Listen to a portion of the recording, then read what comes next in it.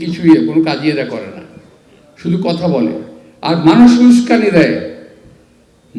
উস্কানি দেয় এবং বিভিন্ন অপকর্মে লিপ্ত হওয়ার জন্য ভাষণ বক্তৃতা দিয়ে বেড়ায়।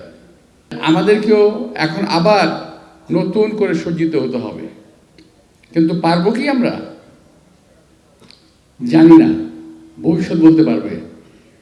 যে চক্রান্ত শুরু হয়েছে বাংলাদেশে, তাতে বাংলাদেশ আগামীতে ঘুরে দাঁড়াবে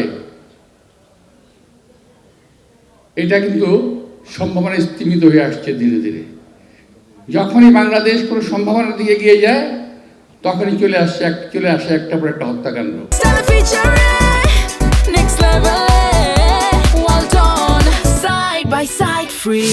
শহীদ রাষ্ট্রপতি জিয়া রহমানকে হত্যা করা হয়েছিল, আমি আজকে তাকে স্মরণ করছি। ওনাকে হত্যা করা হয়েছিল যখন বাংলাদেশ এগিয়ে যাচ্ছে।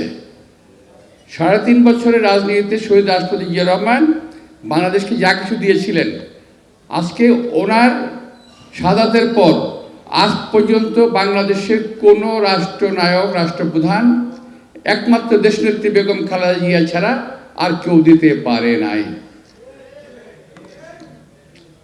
এই বাস্তবতাটাকে অনেকেই মানতে চান না, স্বীকার করতে চান না।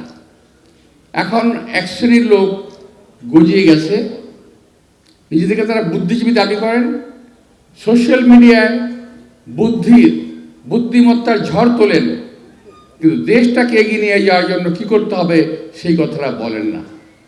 শুধু বলেন বিএনপি ঠেকাও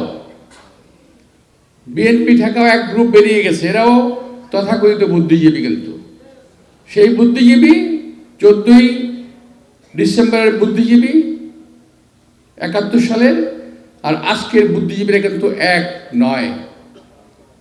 এরা হলো মুখোশধারী বুদ্ধিজীবী, এরা হলো দলবাজ বুদ্ধিজীবী।